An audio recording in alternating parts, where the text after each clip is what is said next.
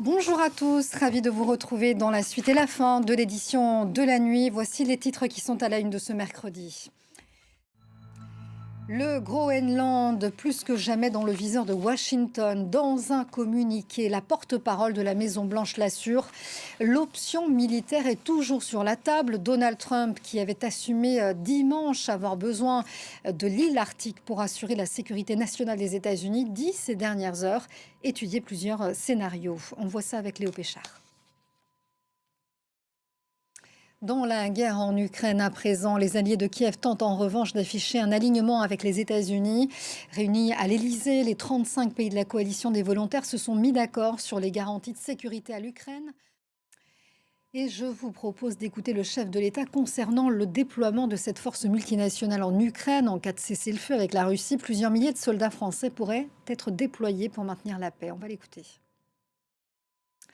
Et l'actualité, c'est aussi le Venezuela. 4 jours après la chute et la capture de Nicolas Maduro, Donald Trump parle déjà de pétrodollars sur son compte, sur son réseau Truth Social. Il se félicite et il annonce que Caracas va remettre jusqu'à 50 millions de barils de pétrole aux États-Unis.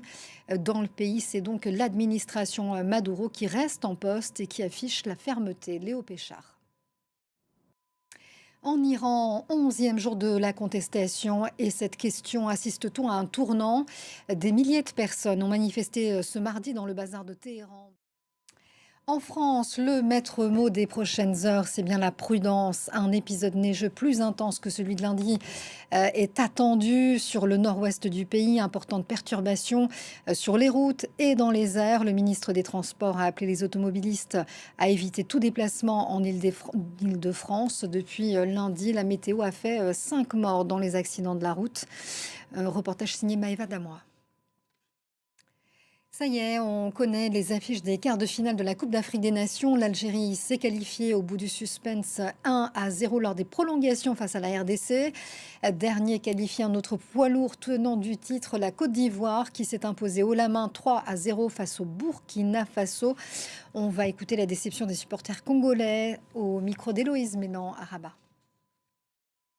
Et on va regarder le programme des quarts de finale. Il débute ce vendredi avec l'affiche Regardez Mali-Sénégal. Adieu bébé. L'actualité en France est aussi les obsèques à Saint-Tropez de Brigitte Bardot ce mercredi. Elle s'est éteinte à 91 ans le 28 décembre. Et voilà, c'est la fin de ce journal, fin de l'édition de la nuit. Merci de nous avoir suivis. Merci aussi à la régie. Le prochain journal, c'est dans 15 minutes. Restez avec nous sur France 24 et sur France Info. À très vite.